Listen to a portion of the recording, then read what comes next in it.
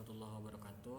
Perkenalkan, saya Ahmad Fajar Radifullah, program studi teknik informatika NPM 2024-122-0066. Di sini saya akan menjelaskan atau mempresentasikan materi mengenai memori komputer dalam mata kuliah Arsitektur dan Organisasi Komputer dengan dosen pengaku Bapak Muhammad Badri, MKom.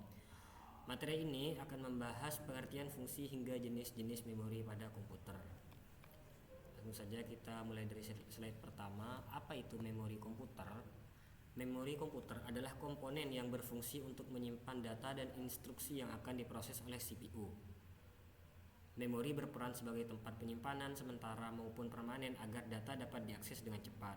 Tanpa adanya memori, komputer tidak dapat menjalankan program ataupun melakukan proses pengolahan data secara optimal. Lanjut, fungsi strategi memori. Di sini ada 3. Yang pertama ada penyimpanan sementara, ada eksekusi instruksi, dan ada buffer hasil. Apa itu pengertian atau fungsi strategis memori? Fungsi utama memori adalah menyimpan dan instruksi yang dibutuhkan saat proses berlangsung. Selain itu, memori juga menyimpan hasil pengolahan dari CPU sebelum ditampilkan ke pengguna. Dengan adanya memori, proses kerja komputer menjadi lebih cepat, teratur, dan efisien. Kemudian struktur hierarki memori. Sistem komputer menggunakan beberapa lapis memori untuk menyeimbangkan antara kecepatan tinggi dan biaya produksi. Yang pertama, ada register. Ini tercepat, kapasitasnya kecil, berada di dalam CPU. Yang kedua ada cache memori atau SRAM berkecepatan tinggi untuk data yang sering diakses. Kemudian ada main memory atau yang biasa kita sebut dengan RAM, penyimpanan utama yang digunakan saat sistem berjalan. Kemudian ada secondary storage, lambat namun kapasitas masif seperti HDD, SSD atau flash disk.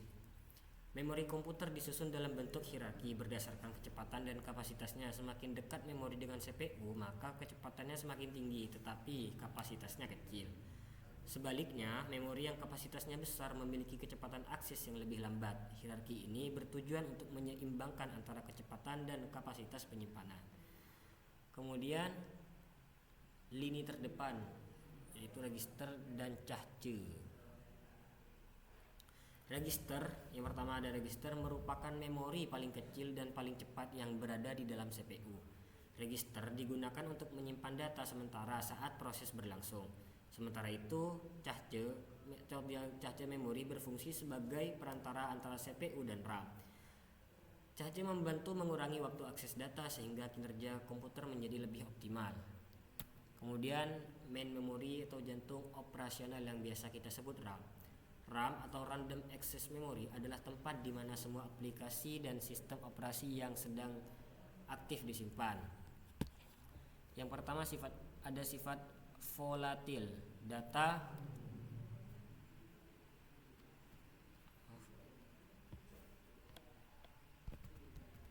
Yang pertama ada sifat volatil. Data hanya bertahan selama ada aliran listrik. Jika komputer mati, seluruh data di RAM akan hilang. Kemudian akses acak, CPU dapat mengakses sel data mana saja secara langsung tanpa harus melewati urutan tertentu.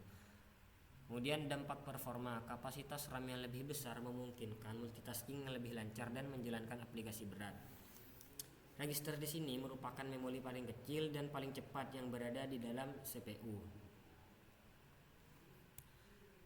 Kemudian RAM dapat digunakan untuk menyimpan program dan data yang sedang dijalankan. Semakin besar kapasitas RAM, maka semakin baik pula performa pada komputer tersebut. Lanjut. Penyimpanan sekunder atau non-volatil. Tempat di mana data Anda benar-benar tinggal untuk jangka panjang atau penyimpanan yang sebenarnya pada komputer. Yang pertama ada HDD atau hard disk drive, menggunakan piringan magnetik yang berputar. Kapasitasnya sangat besar dengan harga juga terjangkau. Kemudian ada SSD atau solid state drive, menggunakan chip flash tanpa bagian bergerak, jauh lebih cepat dan tahan guncangan dibanding HDD. Removable media, alat penyimpanan portable seperti flash disk dan kartu SD untuk mobilitas data. Secondary storage adalah media penyimpanan data secara permanen. Memori ini bersifat non-volatil sehingga data tetap tersimpan meskipun listrik mati. Contohnya seperti secondary storage, hard disk, SSD, dan flash disk. Media ini memiliki kapasitas besar namun kecepatan aksesnya lebih lambat dibandingkan RAM. Kemudian terakhir, kesimpulan dan rangkuman. Sebagai kesimpulan, memori komputer memiliki peran yang sangat penting dalam sistem komputer, seperti sinergi sistem. Memori bekerja secara kolektif untuk menjamin kelancaran arus data dari penyimpanan ke prosesor. Keseimbangan hierarki struktur berlapis dibuat untuk mengatasi gap kecepatan antara CPU dan media penyimpanan massal.